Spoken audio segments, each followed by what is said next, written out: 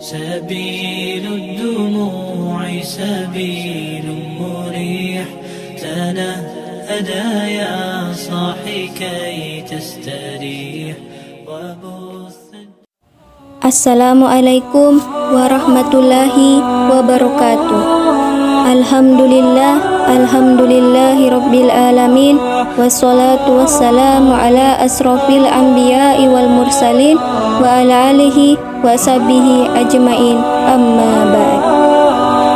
Puji syukur kita panjatkan atas kehadirat Allah subhanahu wa ta'ala yang maha pengasih, yang kasihnya tak pilih kasih, yang maha penyayang, yang sayangnya tak pandang orang, dan yang maha bijaksana, yang tak pandang waktu dan suasana, yang telah memberikan kita nikmat sehat, kesempatan kepada kita semua untuk mengulang kembali, memperbaiki kembali kesalahan-kesalahan kita yang kemarin.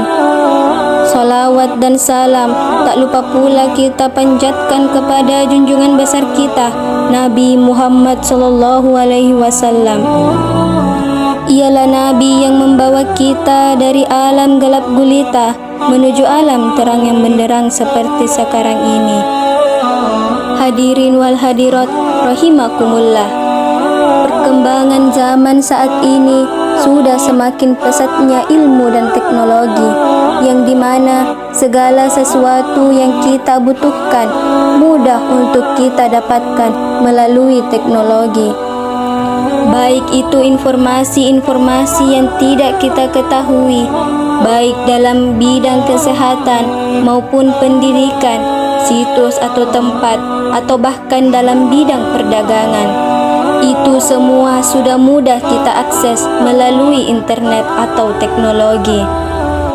Seperti halnya dalam bidang perdagangan, sekarang sudah ada yang namanya belanja online.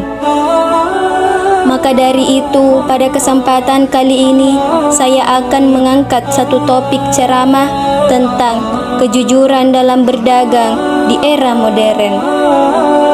Tentu kita semua sudah tahu tentang perkembangan zaman yang sekarang ini, yang sudah semakin pesatnya dalam bidang perdagangan, di mana semua orang dapat berjualan lewat online untuk mencari rezeki. Tetapi perlu kita tanamkan kejujuran dalam berdagang. Kejujuran tidak hanya ditanamkan dalam berdagang secara langsung, seperti di pasar-pasar dan toko-toko, akan tetapi dalam berdagang lewat online juga kita harus tanamkan kejujuran. Justru berjualan lewat online ini kita harus tanamkan kejujuran yang lebih tinggi, yang dimana orang memanfaatkan berjualan online dengan menipu pembeli demi keuntungan pribadi. Hadirin wal hadirat rahimakumullah. Kembali kita mengingat zaman Rasulullah, banyak umat yang belum menyadari bahwa kehidupan Nabi Muhammad sallallahu alaihi wasallam lebih banyak dihabiskan untuk berdagang dibandingkan dengan menjadi nabi dan rasul. Nabi Muhammad sallallahu alaihi wasallam mulai berdagang pada usia 12 tahun dan pensiun pada usia 40 tahun. Beliau menjadi rasul pada usia 40 tahun dan meninggal pada usia 63 tahun. Karir dagang Nabi Muhammad sallallahu alaihi wasallam dimulai dari magang bersama pamannya, Abu Thalib.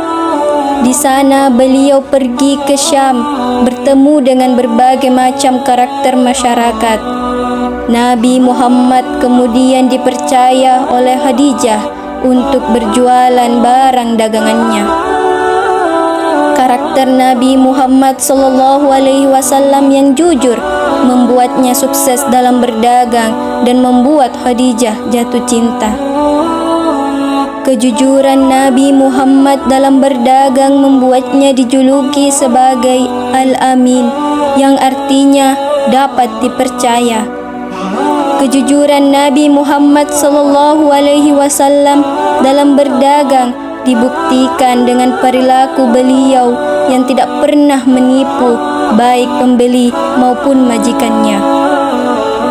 Nabi juga tidak pernah mengurangi timbangan ataupun takaran dalam berdagang. Beliau tidak pernah memberikan janji-janji yang berlebihan, apalagi bersumpah palsu. Semua transaksi dilakukan atas dasar sukarela, diiringi dengan ijab kabul.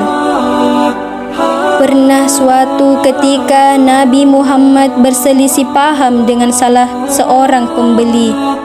Saat itu Nabi Muhammad menjual dagangan di Syam. Ia bersitegang dengan salah satu pembelinya terkait kondisi barang yang dibeli oleh pembeli tersebut. Calon pembeli berkata kepada Nabi, "Bersumpahlah demi Lata dan Uzzah." Nabi menjawab, "Aku tidak pernah bersumpah atas nama Lata dan Uzza sebelumnya." Kejujuran Rasulullah sallallahu alaihi wasallam kala itu cukup sebagai prinsip kuat yang dipegang secara mandiri tanpa melibatkan Tuhan sekalipun. Karena baginya orang akan melihat dan merasakan sendiri terhadap kejujuran yang dipegangnya selama berdagang. Sifat jujurnya juga membuat dirinya tidak takut rugi atau dagangannya tidak laku. Saat berdagang, Nabi Muhammad sallallahu alaihi wasallam tidak segan-segan memberitahu harga modal barang yang dia jual. Setelah itu, dia mempersilahkan kepada pembeli ingin menambahkan margin berapa untuk keuntungan Nabi Muhammad sallallahu alaihi wasallam kala itu. Perilaku ini membuat konsumen senang untuk membeli barang dari Nabi Muhammad sallallahu alaihi wasallam. Keteladanan Nabi Muhammad sallallahu alaihi wasallam dalam berdagang mestinya bisa ditiru oleh umatnya. Nabi Muhammad adalah teladan dalam keseluruhan hidup kita. Tidak hanya soal ibadah, namun juga interaksi sosial. Jika sudah ditiru secara konsisten oleh umatnya, maka umat Islam akan menjadi khairu ummah atau umat terbaik yang berada di depan umat-umat lainnya. Hadirin wal hadirat rahimakumullah. Maka dari itu, mari kita sebagai pengikut atau umat Nabi Muhammad sallallahu alaihi wasallam meniru atau mengikuti ajaran-ajaran Nabi selama ini sebagai tuntunan hidup kita, karena tidak akan rugi kalau kita mengikuti ajaran-ajaran Nabi Muhammad semasa hidupnya.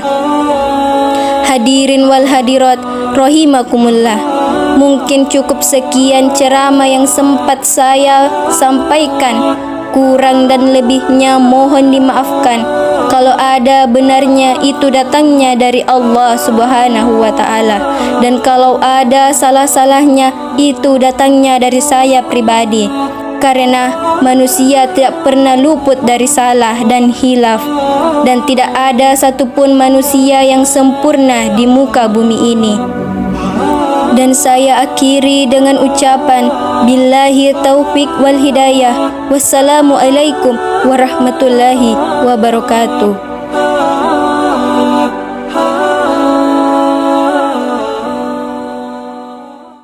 سبيل الدموع سبيل مريح تنهدى يا صاحي كي تستريح وبث